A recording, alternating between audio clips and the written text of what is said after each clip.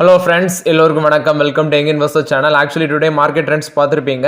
So எல்லாத்துக்கும் first of all பார்த்தீங்கன்னா happy new year. So இந்த நியூ இயர் வந்து பார்த்தீங்கன்னா நமக்கு ஒரு செல்வமிக்க வருஷமாட்டு இருக்கட்டும். ஸோ இந்த 2025 எல்லாருக்குமே ஒரு ஹாப்பினஸ் ப்ளஸ் வந்து வெல்த் எல்லாமே கிரியேட் பண்ணணும். ஸோ ஓவராட்டு ஒன்ஸ் அகைன் எல்லாத்துக்கும் very happy new year. Wish you happy new year. So Nifty 109 points positive, 23,754 பாயிண்ட்ஸில் இருக்குது. சென்செக்ஸ் 390 பாயிண்ட்ஸ் பாசிட்டிவ்ல இருக்குது. 78,536 பாயிண்ட்ஸ் பாசிட்டிவ்ல ட்ரேட் ஆகுது. பேங்க் நிஃப்டி 240 பாயிண்ட்ஸ் பாசிட்டிவ்ல இருக்கு. 51,100 பாயிண்ட்ஸ் அந்த ரேஞ்சில் பேங்க் நிஃப்டி ட்ரேட் ஆகுது.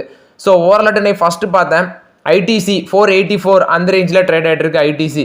ஸோ ஐடிசி பார்த்தீங்கன்னா இந்த எம்எஸ்சிஐ இண்டெக்ஸ் நெக்ஸ்ட் வந்து எஃப்டிஎஸ்சி இண்டெக்ஸ் இதில் மேபி இடம் பிடிக்கலாம் அப்படின்னு சொல்லி ஒரு நியூஸஸ் அடிப்படுது. ஏன்னா அந்த ITC hotels after the demerger வந்து ஐடிசி ஹோட்டல் ஷேர் வந்து இந்த இண்டிசஸ்லாம் இடம் பிடிக்க சான்சஸ் இருக்குது அப்படிங்கிற ஒரு நியூஸ் அடிப்படுது. ஸோ ஓவரால் ஐடிசி 484 ரூபாயில் இருக்குது. நான் வந்து நேற்று தான் நினைக்கிறேன், முந்தினத்து வந்து கரெக்டாக ஒரு 35 ஷேர் ஐடிசியில் வாங்கினேன். ஸோ ஓவரால் வந்து பார்த்தீங்கன்னா ஐடிசியை பொறுத்த வரைக்கும் அப்டேட்டு. ஸோ அவங்க வந்து எஃபெக்டிவ் டேட்டு ஜனவரி 1 சொன்னாங்க. ஜனவரி 6 ரெக்கார்ட் டேட்டு. அந்த டிசம்பர் 16 என்சிஎல்டி ஆர்டருக்குலேருந்து 60 நாளுக்குள்ளே லிஸ்ட் ஆகும் அப்படின்னு சொன்னாங்க. ஸோ மோராட் இது வந்து ஐடிசியை பொறுத்த வரைக்கும் அப்டேட்டு.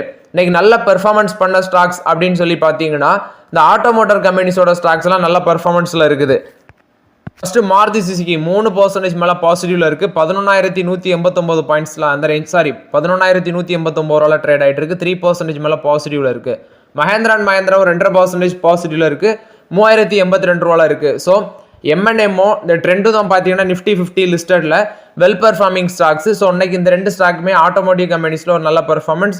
அதே மாதிரி டாடா மோட்டார்ஸும் 750 ரூபாயில் ட்ரேட் ஆகிட்டு இருக்காங்க. அவங்களும் பாசிட்டிவ்ல தான் இருந்துச்சு. டிசம்பர் மந்தோட சேல்ஸ் வந்து இருந்துச்சு. அந்த பேசிஸில் இந்த ஆட்டோமோட்டர் கம்பெனிஸோட சேல்ஸ் எல்லாமே நல்லா இருந்துச்சு. முத்தூட் ஃபினான்ஸோட ஸ்டாக் இன்னைக்கு 3% அப்பு, 75 ரூபா இன்னைக்கு மட்டும் ரேலியாக இருக்குது. 2,212 ரூபா அந்த ரேஞ்சில் ட்ரேட் ஆகிட்டு இருக்கு. ஸோ இதெல்லாம் வந்து 1,300 கன்சிடர் பண்ண கடைசி ஆட்டு. ஸோ இப்போ ஒரு நல்ல ட்ரெண்டில் முத்தூட் ஃபினான்ஸ் போயிட்டு இருக்குது. ஸோ மேபி உங்களோட பிஸ்னஸ் அப்டேட்லாம் வரும். ஸோ அந்த பேசிஸில் நல்லா இருந்திருக்கும், அந்த பேஸில் ஏற்றிருக்காங்க. அது மாதிரி தான் கரூர் வைசியா பேங்கும் இன்னைக்கு மேலே போயிருக்கு. 3% அப்பு, 225 ரூபா அந்த ரேஞ்சில் கரூர் வைசியா பேங்க் ட்ரேட் ஆகிட்டு இருக்கு. கரூர் வைசியா பேங்கோட Q3 பிஸ்னஸ் அப்டேட் இன்னைக்கு வந்துருந்துச்சு. ஸோ அவங்களோட டெபாசிட் 16% இன்க்ரீஸ் ஆயிருக்கு, அட்வான்சஸ் 15% இன்க்ரீஸ் ஆயிருக்கு. ஸோ Q3 பிஸ்னஸ் அப்டேட் நல்லா இருந்த பேசிஸில் கரூர் வைசியா பேங்க் இன்னைக்கு 4% மேலே பாசிட்டிவ்ல ட்ரேட் ஆகிட்டு இருக்காங்க. பட் இப்போ ஒரு 3% பாசிட்டிவ்ல 225 ரூபாயில் இருக்குது. ஸோ ஓவரால் இது வந்து பார்த்தீங்கன்னா கரூர் வைசியா பேங்கை பொறுத்த வரைக்கும் அப்டேட்டு. என்ன கேட்டால் கரூர் வைசியா பேங்க் இப்போ இருக்க ட்ரெண்டில் வாங்கலாமா அப்படிங்கிற பட்சத்தில் சவுத் இந்தியன் பேங்கும் கர்நாடகா பேங்கும் பார்த்தீங்கன்னா ஒரு நல்ல ஃபண்டமெண்டல்ஸில் இதை விட சீப் வேல்யூவில் கிடைக்குது. ஸோ அது ஒரு பெட்டராட்டு நான் ஃபீல் பண்ணுறேன். ஆல்ரெடி கரூர் வைசியா பேங்க் வச்சுருக்கவங்க ஹோல்ட் பண்ணுங்கள். பட் இப்போ இருக்க ட்ரெண்டில் வேல்யூஷன் வச்சு பார்க்கும்போது சவுத் இந்தியன் பேங்கும் கர்நாடகா பேங்கும் வந்து பார்த்தீங்கன்னா அவங்க தான் முன்னாடி இருக்கிறாங்க. நெக்ஸ்ட் இந்த ஆட்டோமோட்டிவ் கம்பெனிஸோட சேல்ஸ் எடுத்து பார்த்தீங்கன்னா இல்லை ஃபர்ஸ்ட் மஹேந்திரா அண்ட் மஹேந்திரோட சேல்ஸ் 16% இன்க்ரீஸ் ஆயிருக்கு. க்ரோத் ஆக்சுவலி எக்ஸ்போர்ட்டும் சேர்த்து 16% வளர்ச்சி அடைஞ்சிருக்கு. 69,768 வெஹிக்கிள்ஸ் அவங்க ஓவராலாட்டு டிசம்பர் மந்தில் சேல்ஸ் பண்ணியிருக்காங்க. ஸோ அந்த பேசிஸில் மஹேந்திரா அண்ட் மஹேந்திரா நல்ல பர்ஃபார்மன்ஸில் இருக்குது மார்க்கெட்டில். JSW MG மோட்டார்ஸ் இந்தியா அவங்களோட சேல்ஸ் வந்து 55% அதிகரிச்சிருக்கு. 7,516 யூனிட்ஸ் விற்றுருக்காங்க. ஸோ இதில் அவங்களோட ரீசெண்டாட்டு கொண்டு வந்த EV செக்டர்லாம் ஒரு நல்ல பெர்ஃபார்மன்ஸ் கொடுத்துருக்கும் போல. அது இல்லாமல் பஜாஜ் ஆட்டோ எடுத்து பார்த்தீங்கன்னா 3,23,125 வண்டி விற்றுருக்காங்க. டோட்டலாட்டு 1% கீழே விழுந்திருக்கு அப்படின்னு சொல்லியிருக்காங்க. ஏப்ரல் டு டிசம்பர் வரைக்கும் பார்த்தீங்கன்னா, அதாவது 2024 ஏப்ரல்லேருந்து டிசம்பர் வரைக்கும் பார்த்தீங்கன்னா 8% வளர்ச்சி, 35,48,032 வெஹிக்கிள்ஸ் வந்து அவங்க விற்றுருக்காங்க. ஸோ பஜாஜ் ஆட்டோட சேல்ஸ் பார்த்தீங்கன்னா கீழே தான் விழுந்திருக்கு மார்க்கெட்டில். பஜாஜ் ஆட்டோ ஒரு நெகட்டிவ் ட்ரெண்டில் தான் இருக்குது. 8,740 ரூபா அந்த ரேஞ்சில் பஜாஜ் ஆட்டோ ட்ரேட் ஆகிட்டு இருக்காங்க. ஸோ ஒரு நெகட்டிவ் ட்ரெண்டில் தான் பஜாஜ் ஆட்டோ இருக்குது.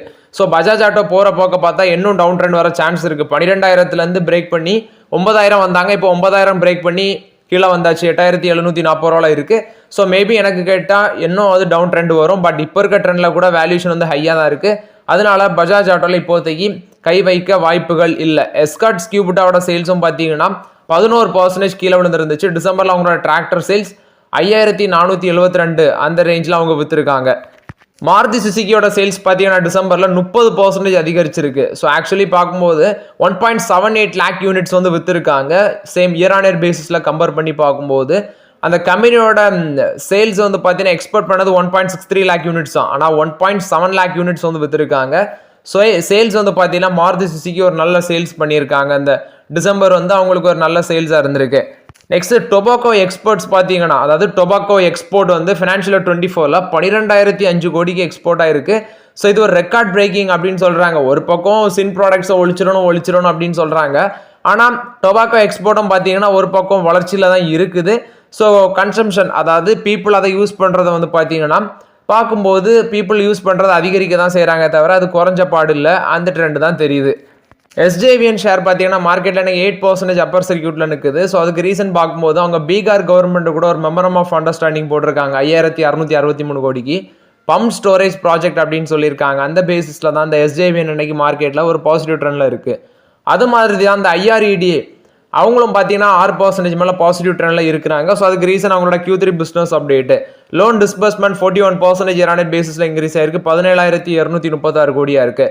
சாம்சங் லோனுன்னு பார்க்கும்போது 31,087 கோடியாக இருக்குது தேர்ட் குவார்ட்டரில். ஸோ அதுவும் வந்து பார்த்தீங்கன்னா 129% இயர் பேசிஸில் இன்க்ரீஸ் ஆயிருக்கு. அந்த பேசிஸில் தான் பார்த்தீங்கன்னா அந்த ஐஆர்இடிஏ ஷேர் வந்து இன்னைக்கு 6% மேலே அப்பர் சர்க்யூட்டில் நிற்குது. ரிலையன்ஸ் இண்டஸ்ட்ரீஸ் வந்து பார்த்தீங்கன்னா வியாகாம் 18 அக்யூசிஷன் பண்ணியிருந்தாங்க அப்படின்னு சொல்லி அப்டேட் பார்த்துருந்தோம். ஸோ இப்போ அதை வந்து ரிலையன்ஸ் இண்டஸ்ட்ரீஸோட சப்சிடி ஆட்டு கொண்டு வந்திருக்காங்க அந்த மீடியா செக்மெண்ட்டை. ஸோ ஓவரால் இது வந்து ரிலையன்ஸ் இண்டஸ்ட்ரீஸ் கொடுத்த அப்டேட்டு. பிரமால் என்டர்பிரைசஸ் ஒரு 1000 கோடி வந்து பார்த்தீங்கன்னா அவங்களோட பிரமால் கேபிட்டல் அண்ட் ஹவுசிங் ஃபினான்ஸ் அந்த இதில் வந்து இன்வெஸ்ட்மெண்ட் பண்ண இருக்கிறாங்க. ஸோ அந்த டிரான்சாக்ஷன் வந்து அவங்களோட ஷேர் ஹோல்டிங் ஸ்ட்ரக்சரை வந்து அஃபெக்ட் பண்ணாது அப்படின்னு சொல்லி மென்ஷன் பண்ணியிருக்காங்க. பிரமால் என்டர்பிரைசஸ் வந்து பார்த்தீங்கன்னா அவங்களோட 100% ஓனர்ஷிப்பை வந்து இந்த ஹவுசிங் ஃபினான்ஸ் அண்ட் கேபிட்டல் இதிலே ஓன் பண்ணுறதுக்கு தான் இதை பண்ணுறாங்க அப்படின்னு சொல்லி பிரமால் என்டர்பிரைசஸ் அப்டேட் கொடுத்துருக்காங்க. கோட்டக் வந்து என்ன, கோட்டக் இன்ஸ்டிடியூஷனல் ஈக்விட்டிஸ் என்ன சொல்கிறாங்கன்னா அந்த 2025 consumption weakness, US policy uncertainty, Jio political concern linker அப்படின்னு சொல்லி மென்ஷன் பண்ணுறாங்க. ஸோ இது எப்படி பார்க்குறோன்னா கன்சம்ஷன் வீக்னஸ் அதை மென்ஷன் பண்ணுறாங்க. நெக்ஸ்ட் யூஎஸ் பாலிசி, அதாவது யூஎஸில் ஜான்வரியிலேருந்து மேபி சம் பாலிசி சேஞ்சஸ் வரலாம். யூஎஸோட ஃபெட் மீட்டிங் என்னென்ன முடிவு எடுப்பாங்கன்னு தெரியாது. ஏன்னா ட்ரம்ப் வந்து பவருக்கு வந்தோன்னா அவரோட ஓன் இதில் தான் அவர் போவார், யார் சொல்லதையும் கேட்க மாட்டார். ஸோ அவர் என்னென்ன மாதிரி டிசிஷன்லாம் எடுக்க போகிறாருன்னு தெரில. ஓவராலாட்டு ஜியோ பொலிட்டிக்கல் டென்ஷன், உக்ரைன் இது ரஷ்யா வார், இஸ்ரேல் பாலஸ்தீன், இஸ்ரேல் வந்து ஒரு 3 கண்ட்ரிஸ் கூட அடி வச்சுட்டு இருக்காங்க. ஸோ இது எல்லாமே பார்த்தீங்கன்னா இது எல்லாமே சேர்ந்து தான் வந்து 2025 ஸ்டார்ட் ஆகுது அப்படின்னு சொல்லி இவங்க கோட்டக் வந்து ப்ரெடிக்ட் பண்ணியிருக்காங்க. Kotak institutional equities. Reliance industries வந்து ஒரு 13 பில்லியன் வந்து பார்த்தீங்கன்னா அக்யூசிஷனுக்கு ஒரு 5 இயர்ஸில் ஸ்பெண்ட் பண்ணியிருக்காங்க அப்படின்னு சொல்லி அப்டேட் கொடுத்துருக்காங்க. ஸோ இதில் 14% நியூ எனர்ஜிலையும் 48% வந்து டெக்னாலஜியும் 9% ரீட்டெயிலையும் வந்து பார்த்தீங்கன்னா பண்ணியிருக்காங்க அப்படின்னு சொல்லி ரிலையன்ஸ் இண்டஸ்ட்ரீஸ் அப்டேட் கொடுத்துருக்காங்க. ஸோ 5 இயர்ஸில் 13 பில்லியன் வந்து அவங்க ஸ்பெண்ட் பண்ணியிருக்காங்க அப்படின்னு சொல்லி அப்டேட் கொடுத்துருக்காங்க.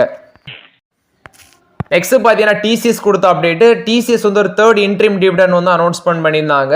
ஸோ அதுக்கான ரெக்கார்ட் டேட் பார்த்தீங்கன்னா ஜனவரி 17 அப்படின்னு சொல்லி மென்ஷன் பண்ணியிருக்காங்க.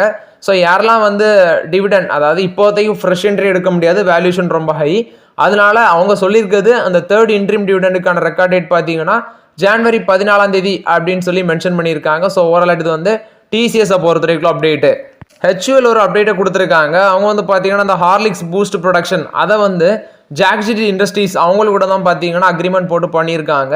அதை வந்து நாங்கள் நிறுத்துகிறோம் அப்படின்னு சொல்கிறாங்க. ஆக்சுவலி கபூர்தலா ஃபெசிலிட்டியில் வந்து அந்த ப்ரொடக்ஷனை வந்து நாங்கள் ஸ்டாப் பண்ணுறோம், அந்த ஜாக்ஜிட் இண்டஸ்ட்ரீஸ் கூட அக்ரிமெண்ட் வச்சு இந்த பூஸ்ட் ஹார்லிக்ஸ் ப்ரொடக்ஷன் பண்ணுறதை இப்போ நாங்கள் நிறுத்துகிறோம் அப்படின்னு சொல்லி ஹெச்யூஎல் பார்த்தீங்கன்னா இப்போ அப்டேட் கொடுத்துருக்காங்க.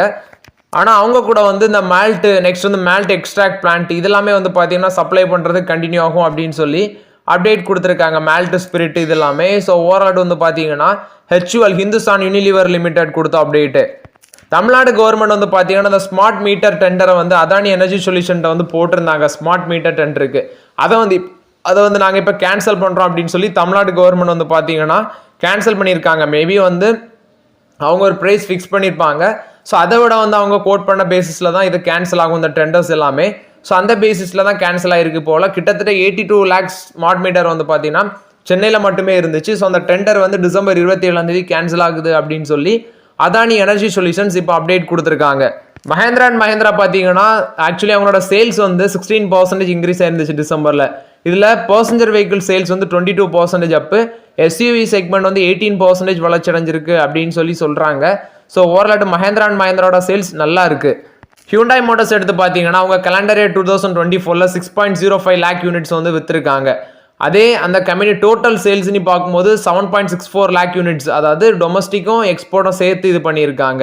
நான் ஃபர்ஸ்ட் சொன்னது டொமஸ்டிக் சேல்ஸ். ஸோ இதெல்லாமே சேர்த்து 7.64 லேக் யூனிட்ஸ் வந்து பார்த்தீங்கன்னா விற்றுருக்காங்க. தேர்ட் கன்சிக்யூட்டிவ் இயர் ஆட்டு அவங்களோட சேல்ஸ் நல்லா இருக்கு அப்படின்னு சொல்கிறாங்க. ஸோ எஸ்யூவி தான் அவங்களுக்கு ஹையஸ்ட் கான்ட்ரிபியூஷனாக இருக்குது. 67.6% வந்து எஸ்யூவி தான் கான்ட்ரிபியூட் பண்ணுது. அதில் இந்த கிரெட்டா வந்து 1.86 லேக் யூனிட்ஸ் விற்றுருக்கு. சிஎன்ஜி கான்ட்ரிபியூஷன் டொமஸ்டிக் சேல்ஸில் 13.1% இருக்குது அப்படின்னு சொல்கிறாங்க. டொமஸ்டிக் சேல்ஸ் வந்து பார்த்தீங்கன்னா 1.3% கீழே விழுந்திருக்கு இந்த டிசம்பரில், 42,750 யூனிட்ஸ். அதே மாதிரி எக்ஸ்போர்ட்டும் 6% கீழே விழுந்திருக்கு. ஆனால் ஹியூண்டாய் மோட்டார்ஸ் இந்தியா அந்த கலண்டர் இயரில் மட்டுமே 1.58 லேக் யூனிட்ஸ் வந்து எக்ஸ்போர்ட் பண்ணியிருக்காங்க. ஸோ ஓவரால் இது வந்து பார்த்தீங்கன்னா ஹியூண்டாய் மோட்டார்ஸ் கொடுத்த update. So okay friends, actually இந்த வீடியோவில் சில இம்பார்ட்டன்ட் அப்டேட்ஸ் எல்லாமே டிஸ்கஸ் பண்ணோம். இந்த வீடியோ உங்களுக்கு பயனுள்ளதாக இருக்கும்னு நினைக்கிறேன். பயனுள்ளதாக இருந்துச்சுன்னா லைக் பண்ணுங்கள், சப்ஸ்கிரைப் பண்ணுங்கள், கமெண்ட் பண்ணுங்கள். Okay friends, thank you.